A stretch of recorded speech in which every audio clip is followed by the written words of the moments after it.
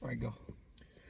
Hey guys, welcome back to the channel. We're going to be doing a car review for the new movie that we just saw in theaters, Super Mario Brothers 2023.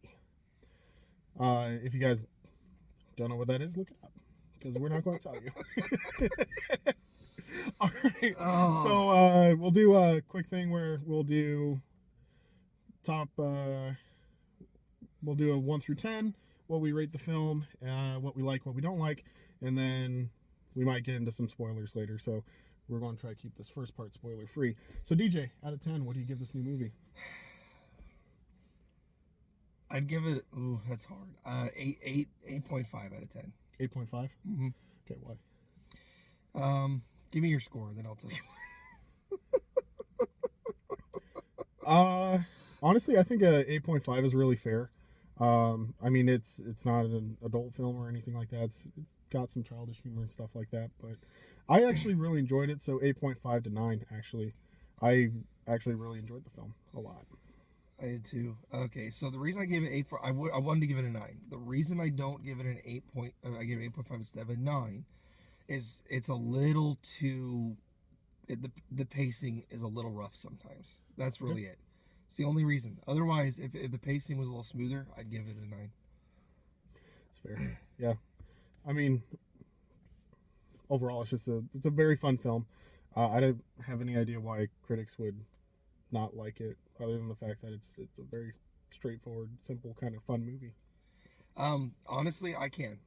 If I were reading this like a cinema film, like if I were critiquing it as a film, I'd probably give it a 3.5, and that's because the plots, everything about it is very cliched and very easy, but that's the point.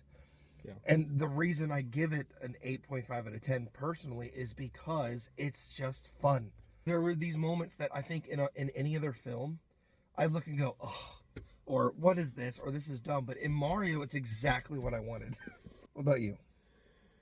I mean, I'm not an expert on Nintendo, Mario, and things like that. I know very little about the film, and I really enjoyed it. I understood that there were a lot of references and things like that I'm not going to necessarily get right away. A lot of characters and stuff that are introduced that I'm maybe slightly familiar with because I've played like Mario Kart. I've played a couple of levels of Mario. So overall, the world looked right. The characters looked right. The yeah, everything about it was just.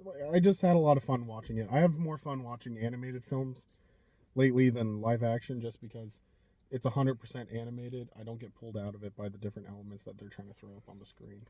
I'm a super fan of the Mario series. It's not heavily story based, but it's so much fun. It's platforming, and that's all it really is. It's platforming with story elements to make it work. And John, you being like just knowing enough, it's actually pretty impressive that this film managed to hit someone who's a huge fan of it and someone that's like got surface level ideas at the same time. Another thing that was really nice about the film is that they actually took advantage of the fact it's a visual medium. I didn't feel like there was a lot of exposition. There was some explanation. It was more explanation than exposition. They didn't have any major stoppages in the plot. They didn't have any stoppages in the story. The action that they put in works really well, and all the set pieces just look incredible. Like I said, it's an animated film. I would really hope that a studio as big as Illumination would make a impressive looking film, and they definitely do. It's incredible to think how far animation's come in the last 10 years even. It's visually stunning. Yeah.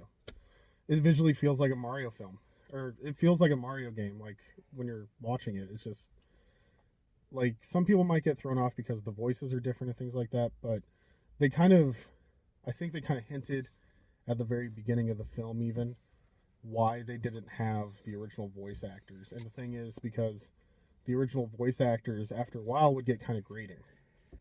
But like I said, they kind of play it to where once it comes off of those voices, it's almost a relief. In all honesty, I couldn't imagine watching a 1.5 hour movie with the original voices with the ridiculous accents and stuff like that. That's just me as a film goer. Yeah. So okay. So that's our review. So now we're gonna get into spoilers. So spoilers, spoilers, spoilers. If you don't want to see this, spoilers. Get out of here. I've warned you enough times. Here we go. The jackets come off. It's time for spoilers. Okay, so spoilers. Here we go. My favorite part of this film is Bowser. Bowser is amazing. Yeah, absolutely. Every scene that Bowser is in is 100% great. Jack Black did a great job. He doesn't sound like Jack Black. He doesn't sound like any of his other characters before. He does a very convincing job as a monstrous turtle beast. He has the full white tuxedo from Super Mario Odyssey. And it's just absolutely glorious. I loved it. I loved every minute of it. It was so much fun. Bowser. Well, yeah, absolutely. And not only that, they kind of made Bowser's whole like plot a twist, if you really think about it. Because in the trailers, it just shows Bowser as like a conqueror. He's just going from world to world, conquering the world. But in the movie, it's revealed like almost in the twist way that his motivation is he loves Princess Peach, who he's never met, but he still loves her, and he writes her really crappy teenage love songs. He has like daydreams and stuff about her, and he's constantly trying to practice his engagement proposal. It's so good. There's this giant turtle monster that breathes fire and is angry all the time, that's sitting at the piano, playing the piano and singing a ballad for Peach. Singing a very clearly like a teenager ballad to a girl he has a crush on but does not talk to. Or has ever talked to. He even has a nickname for her. He calls her Peaches. Yes, he calls her Peaches. Calls her Peaches, not Peach, not Princess Peach, Peaches. Like, he has a pet name for her. He's like, Peaches. When he proposes and she says no, he's like, Peaches.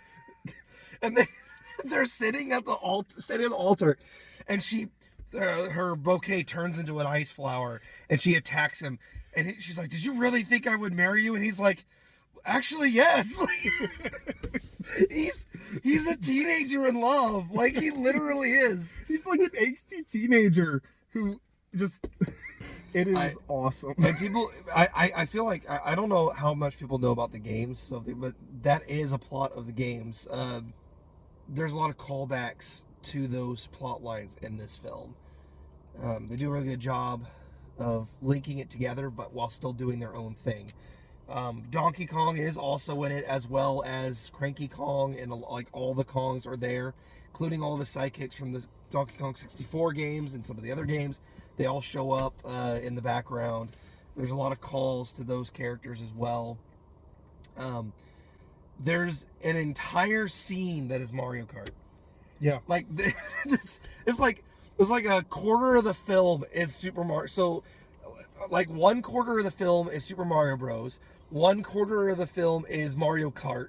1/4 of the film is Donkey Kong, and the other quarter of the film is just Bowser being Bowser. Yeah. But it's just such a good blend. It's so good. It feels like you're and it's natural. Like, it doesn't seem like it's just like forced in there. Oh, this is the Mario Kart scene. This is this scene. No, it flows and it moves in such a way that it's just it feels so natural, and it progresses the story in such a good way. This film is really well done. Like, for a kids movie, for an animated film, for a movie based off of a video game, it's very, very well done. This is why we rated it so high. It's just fun. And the other thing is, Peach is freaking amazing in this. She doesn't come across as...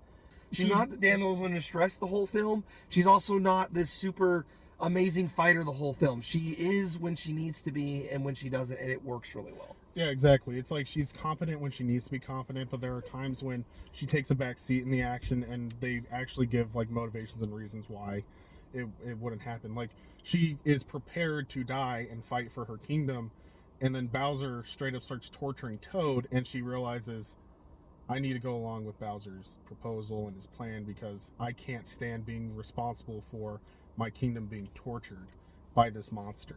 The Toads are all cowards, and so Peach is the only... They all look to her because she's the only one that shows any kind of, like, backbone. And it makes sense. Like, there's a beginning scene where Mario... It starts out with him and Luigi being plumbers, which as it should. So this is an origin story. This isn't them already in the world. This is how they get there. And so they come to the world, and Peach is just like really awesome at like this obstacle course, and she just shows Mario up, and Mario just like fails over and over again. But it makes sense. Peach has grown up in this wacky world. She's gotten used to it. She knows how to operate it. It's just normal to her. Mario's running by the rules of the real world, and then has to readdress based off what's going on. Like, he has to adapt, and then he does, and he gets better, and then he ends up. The twist towards the end is that Peach is now the damsel in distress. She actually tries to like get out of the marriage and fight and stuff, but she gets overwhelmed, and then she almost gets taken down, and then Mario comes in and saves her. And she's happy, and they're like equals. They understand each other's skills and differences, and there's camaraderie there between them, and it's natural, and it feels like an actual relationship that makes sense. Yeah, it does. And definitely the thing is that even though Peach is really competent and she has these really great ABA scenes and stuff like that, the hero of the story is Mario. It was actually really well done that way, and it felt real, and it felt believable as an actual film, not just something that was made for kids for the sake of it, and we're getting blinded by these cars. We literally got out of the film. We're in the parking lot, guys, so we do this for you. We literally are sitting in our car in the parking lot. Yeah. But the thing is this film feels relatable and real and fun.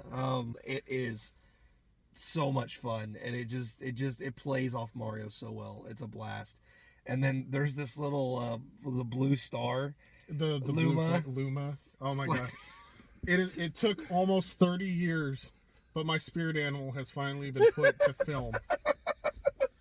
This little flame, Luma, is in the jail. Like, so Luigi gets captured and he gets sent to jail. There's a scene in the trailer too. He shows up and it's a little blue flame in a cage, and he is the best part of any scene he's in, because he's this little bright, bubbly, happy blue flame, and everything he says is terribly depressing. Everything he says is existential. Everything he says is just like, literally, like, one of the first things that he says is, it's just like, it almost feels like, I kind of wish they took the opportunity to have him show up and be like, abandon all hope, ye who enter here. Like, with a smile on his face. That's like the only thing he didn't do. But every line he says is golden. They're like, we're going to all be sacrificed and die for this wedding. He's finally, sweet mercy.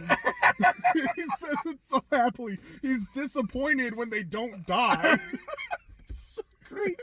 Toad. Oh my gosh. Toad was so good.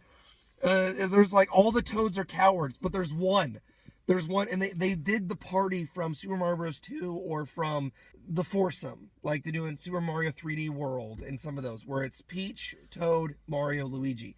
Yep. Those are the core four. Yeah, Toad was very unique characters too. The thing is that, like, yes, they all look different, but they all have a unique thing that they contribute to the team and stuff like that. Even the Toads felt unique. Yeah, all the Toads felt unique. They all had like their own personal, like, the ones that they showed, they had different voices, different characteristics. It felt like a real environment. The Koopas had individual personalities and differentiating factors.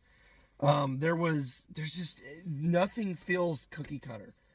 The Koopas even had like different haircuts and different armor and different setups. Like they all felt unique. Even the Goombas, they had Goombas with like different facial expressions and different builds. They just do a really good job. You can tell they avoid some of those characters a little bit more because they're harder to differentiate. Yeah, they focus a lot more on the Koopas, but every character feels like a real person.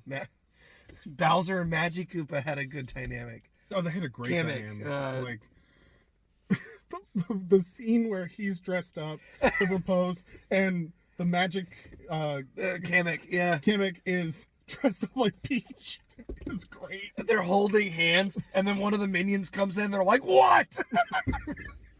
Like they're all cosplaying.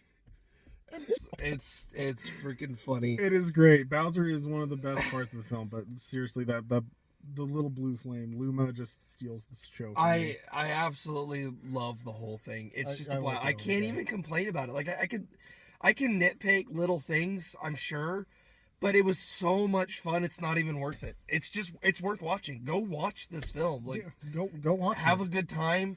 Even if you know very little about Mario, you'll probably still enjoy it. I enjoyed it. I don't know much about Mario. Yeah. I love the film. It's a good family animated film, but it also has some really good fun humor. It has some good moments for everyone to enjoy. Like we had a blast. So, Yep. yeah, Absolutely. Well, all right, guys. Yeah. Thanks for watching. Thanks for watching. Like, comment, subscribe. Check us out on Facebook. We put together a Facebook page, Entertainment Rebooted. You can find us on Facebook as well. And we're soon going to be launching on Twitter as well. So keep watching the channel. We appreciate any comments that you have. If you've seen Mario, let us know what your favorite parts were in the comments. Or how about this? If you were going to make a animated movie, which video game would you like to see on the big screen? Let's do that. All right. Thank you. All right.